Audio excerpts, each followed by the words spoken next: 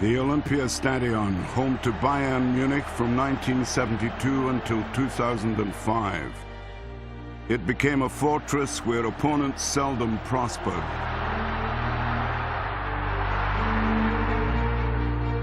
Further afield, the mid-70s saw Bayern Munich win the European Cup 3 years in succession. This golden era for the club signaled a power shift in European football, and Bayern Munich were the pride of a nation.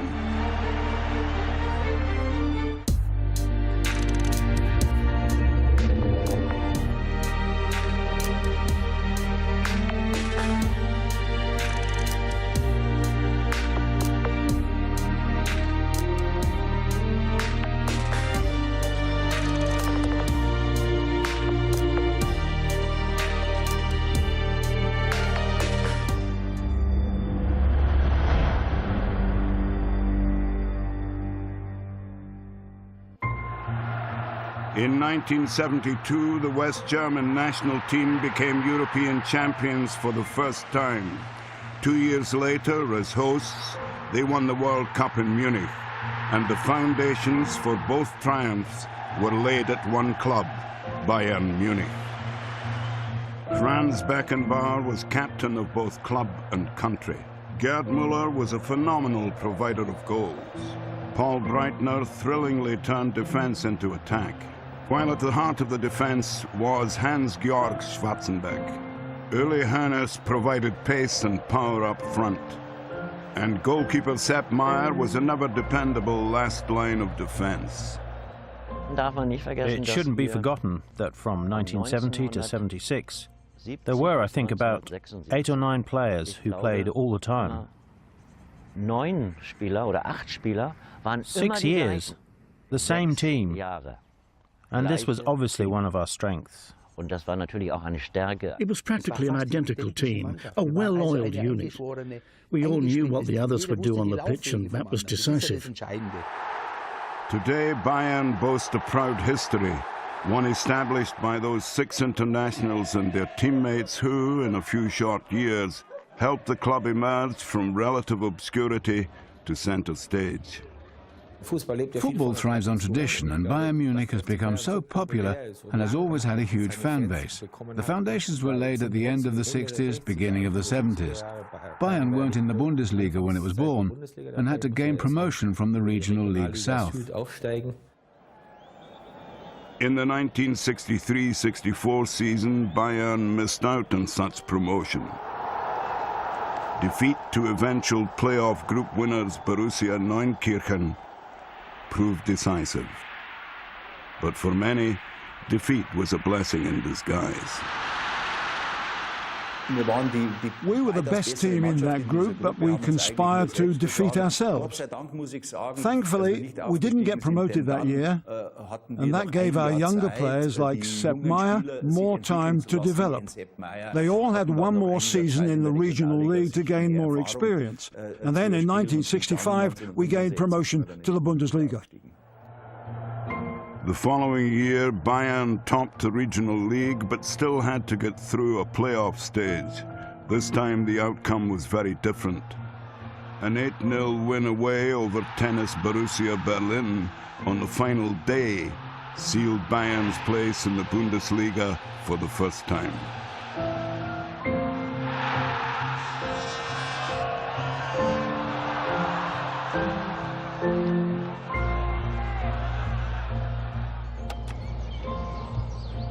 That triumphant season also witnessed the emergence of Gerd Müller and Franz Beckenbauer. They scored 33 and 16 goals respectively, and the seeds of future greatness had unmistakably been sown. Gerd Müller is the most important German footballer in history. No one else. Without him, I would not be sitting here today, and Bayern would not be where they are today. Pele was an exception, along with a couple of others. But Franz, the Kaiser as we called him, was really something special. Be it as a person, as a player, or as a teammate, he was simply an idol. And I doubt there will ever be a personality of the sport in Germany, even the world, who can compare to him. Beckenbauer significantly enhanced the role of the libero or sweeper, and Gerd Müller was frequently the beneficiary. You'll never find a nicer, more pleasant person than him, and in addition, he scored all the goals for us. Without Gerd Müller, we'd never have had the success that we enjoyed. No one got past Franz. He was fast, just so fast, so no one got anywhere near him. Bayern reached the final of the European Cup Winners' Cup in 1967, having won the West German Cup for the second time the previous season. We were lucky in the fact that we were able to play the final in Nuremberg, which made it almost a home game for us. We were the outsiders, as would ever. The final against Rangers of Scotland was decided in extra time. I was fortunate enough to score the goal in extra time that won us our first international trophy. 10 days later, they lifted their second consecutive domestic cup, and in 1969, Bayern became West German champions for the first time since 1932. At the beginning of the 70s, we were a capable team, able to perform and old enough to be able to withstand the pressure. This is when the best period came around for Bayern, even though we'd become West German champions once already and won both the domestic cup and the Cup Winners' Cup. So we were already very successful, but we gained the right experience to really enjoy more success. Crucial to that success was Udo Lattek, appointed manager in 1970. He was a big motivator. He was well informed on tactics and could get the best out of every player. He was able to inspire us and get 100% effort out of every single one of us. Udo Lattek came to us in 1970, and it turned out to be an ideal appointment. Lattek understood how to unite the team. Bayern regained the league title in 1972.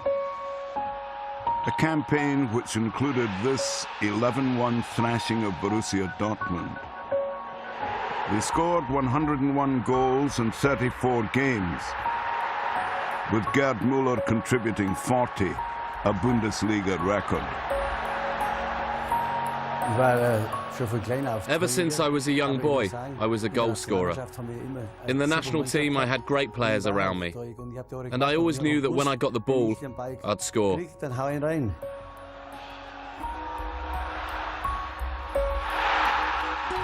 He had a nose for goal that's essential, and it's something that can't be taught. That was Gerd Müller. He could score with any part of his body. The most important player for Bayern Munich was Gerd Müller. He wasn't the best footballer, but there is nobody in the world who managed to score goals like he did. And there never will be someone who plays the way Müller did. Over 15 seasons, Müller scored 398 goals in 453 appearances and finished leading scorer in the Bundesliga on 7 occasions. But even he could not prevent European elimination in 1973 by Ajax, who went on to become continental champions for the 3rd time in a row. For the West German champions, it was a reality check. Yes. We were well ahead in the German league, but that doesn't really mean much on the European stage. Okay, it meant success at home, but it counted for nothing in Europe. For that, a team first has to grow together and gain experience. Well, we definitely did learn from them, as Ajax had the perfect team. They played at a very high tempo, and we realized that this was an area in which we had to improve. Bayern did manage to retain their league title that season. Müller was the leading scorer once again with 36 goals. And the following season, they finally reached the European Cup final. This 3-0 home win over Hungary's Újpest Dózsa, clinching their place. Just 4 days before the final against Spaniards Atletico Madrid, Bayern completed a hat-trick of successive Bundesliga titles. But the champagne was put on ice.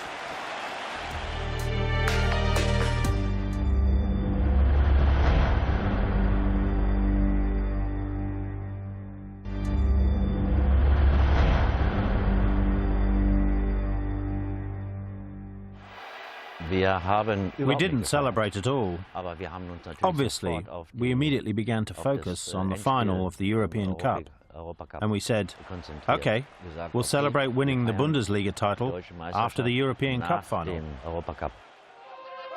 That match was played in the Belgian capital of Brussels, and it was Bayern's first appearance in a European Cup final.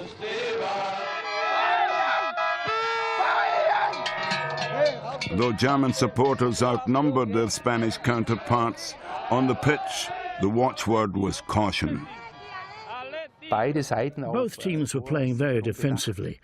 Nobody wanted to concede a goal, so both of us were just waiting to counter-attack. The game finished goalless after 90 minutes and went into extra time. With just 6 minutes remaining, Atletico took the lead. Bayern's dream appeared to be over. I think that something developed, or something was even born that day, that still exists at FC Bayern. Never giving up, and a winning mentality. Only a minute was left when Hans-Georg Schwarzenbeck tried his luck from distance. It was a massive weight off our shoulders, a huge relief. We felt we had another chance. That was such an important goal in the sense that it gave us a psychological advantage. 48 hours later, the replay took place at the same venue. The demands of a long season were taking their toll. We'd forced a replay, which nobody thought we would do, and that was the deciding factor. And I'll tell you, in the replay, we already knew we'd win for psychological reasons. I remember we trained after the initial game, and no one could run. We were just so tired, and it still seems incredible to me that we actually managed to play at all. Hannes himself gave Bayern a half-time lead.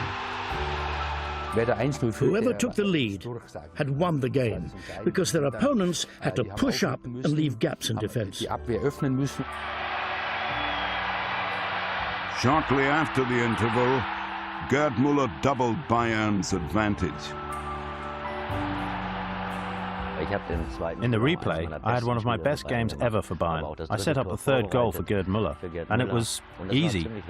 We didn't think it would be so straightforward. Uli Hoeneß's second completed the rout, and Bayern Munich were champions of Europe for the first time. In the replay, we won 4-0, perhaps our best game of the season, possibly the best game Bayern Munich has ever played. 4-0 in a final was, as we say in German, a Hausnummer, the real deal. It was a big achievement, and we were very proud. It was a great feeling.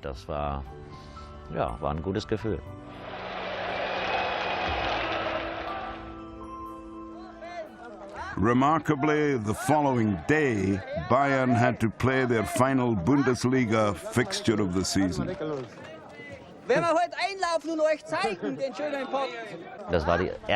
was the first time that a German team had won that cup. We partied without sleeping and travelled to Mönchengladbach. We had a good meal, accompanied by a few beers, and then went out onto the pitch, and nobody was completely sober. That much was clear.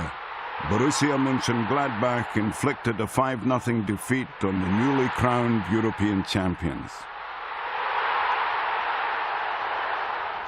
But it was a result quickly forgotten as Bayern celebrated their European Cup and Bundesliga double. It was a dream come true. It was wonderful. In Munich, there was a feeling of euphoria that you couldn't comprehend. The main square, Marienplatz, and all the streets around it were crammed, so it was an incredible occasion for us. Bayern's success was built upon a classic 4-4-2 formation. In goal, Sepp Maier made over 500 appearances for the club. He dominated the box like no other goalkeeper, even in today's game. And for me, he was really the best in the world. Ahead of him, Franz Beckenbauer was the heartbeat of the team, the sweeper who loved to go forward. When Franz Beckenbauer got forward, it was my job to fall back into his position. And Uli Hoeneß was the ideal foil for Gerd Müller up front. Uli Hoeneß was particularly important for away games because he was outstanding on the counter-attack. He was very quick and knew where the goal was. That summer, Hoeneß and 6 of his teammates helped West Germany to win the World Cup on home soil. Paul Breitner and Gerd Müller scored the goals that overcame the Netherlands in the final.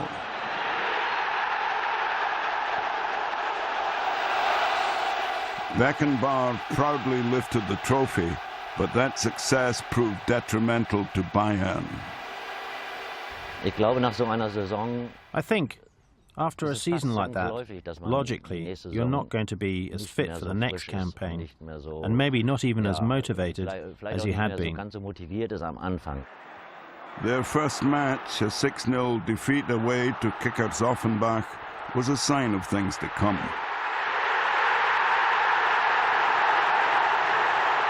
Coach Udo Lattek was dismissed in January 1975 with the team labouring in 14th position after 17 games. He was replaced by Detmar Kramer, who cut short his spell in charge of the United States national team. If Bayern aren't winning any titles, then usually the manager is the first one to be blamed. A team doesn't think too much about it. They accept the next manager and just carry on. We had no chance of winning the league title. So it was at the beginning of February that a group of us decided, after we lost my first 3 games in charge, to try our utmost to win the European Cup. And they were on course. Bayern stormed to the European Cup final once again. This 5-3 aggregate win over East Germany's Magdeburg, one of several impressive victories on the way. The final was held in Paris, and their opponents were Leeds United of England. We were full of confidence, especially in the European Cup, and we were quietly confident that we could possibly beat Leeds United. But Bayern lost their Swedish defender Björn Andersson early in the game. We were very unlucky, because Anderson was severely injured after 2 minutes and had to be subbed. It was a nasty tackle. Shortly afterwards, Beckenbauer appeared to bring down Leeds striker Alan Clark. Penalty claims were refused. They were an experienced team. The same had happened to us before. If the referee doesn't award it, you just carry on playing and it's not a penalty. The second half brought more controversy and more luck for the defending champions. Peter Lorimer thought he had put the English side ahead. Leeds United scored a goal, which the referee disallowed for offside.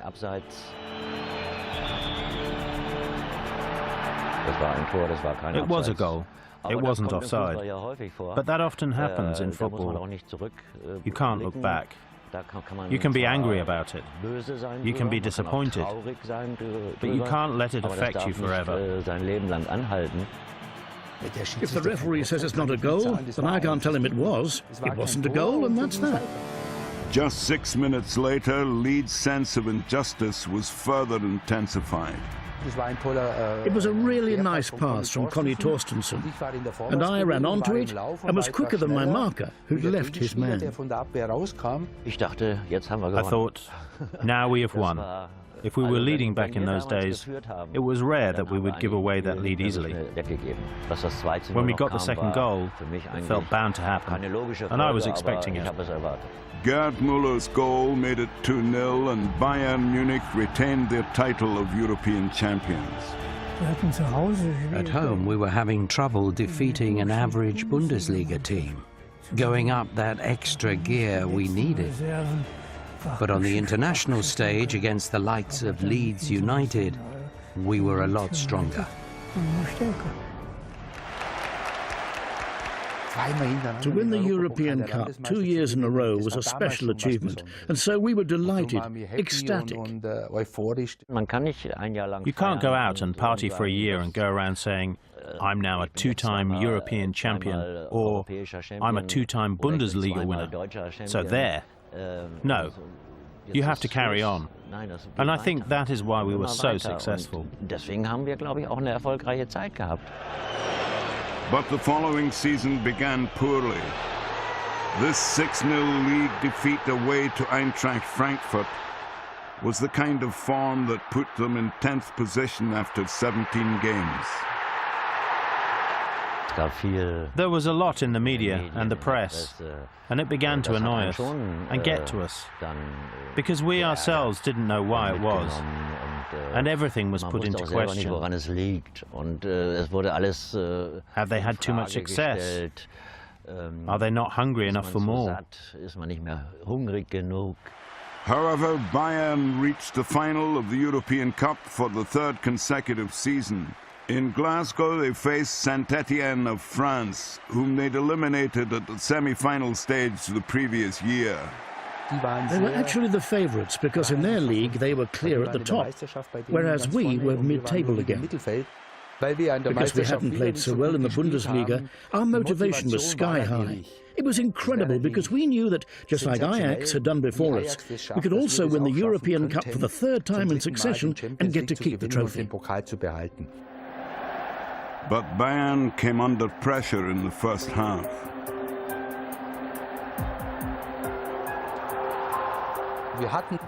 We had a bit of luck because they hit the bar.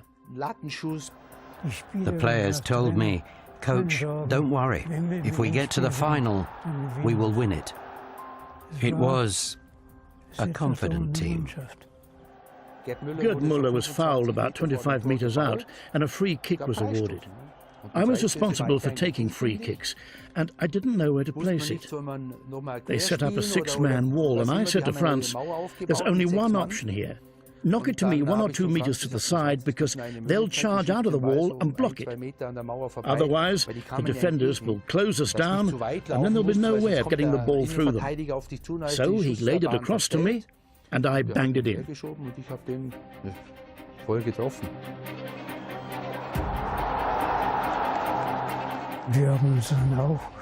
We'd concentrated on practicing free kicks, and the goal we scored in the 1-0 victory was from a free kick, but not one of the ones we had worked on. Beckenbauer saw that the keeper was slightly out of position, laid the ball off to Roth, and said, "Hit it." Roth's solitary strike was enough. Bayern had emulated Ajax by winning the European Cup in 3 successive seasons. That was the icing on the cake. If you win the European Cup 3 times in a row, you get to keep it. That was the greatest thing for us. The party was never ending. We were domestic champions 3 times in a row from 1972 onwards, and then we won the European Cup 3 times in a row in 1974, 75 and 76, and the national team won the European Championships in 1972 and the World Cup in 1974 with 6 Bayern players. I think it was the greatest time, not just for the national team, but also for Bayern Munich. And 7 months later, Bayern were crowned champions of the world. They defeated Brazil's Cruzeiro, the champions of South America, 2-0 on aggregate to win the Intercontinental Cup. Being crowned club champions of the world is like having another small crown put on top of your European Cup success. But that marked the end of Bayern Munich's golden era, as we went our separate ways. Franz went to New York, Gerd Müller was getting on a bit. Back then, Bayern's will to win was unbroken. Then all that changed, and the team fell apart a bit. The golden era had to end, but beyond doubt greatness was achieved by Bayern Munich during those years. 8 domestic trophies, 3 European Cup wins in succession, and a world title. A big entry in football history. It was only later that we realized what we'd accomplished, and that it simply wasn't an everyday achievement for a team to win the European Cup 3 times in a row. We weren't friends. We really weren't. Well, maybe 1 or 2 of us were. But when we were together on the pitch, we knew exactly what we wanted. We had a good mix of older, more experienced players and younger players. But they all shared the same will to win. Every single one of them sweated blood for the cause. Beckenbauer, Müller, Hoeneß and Maier, great names synonymous with Bayern Munich even today. Both club and country will be forever in debt to them.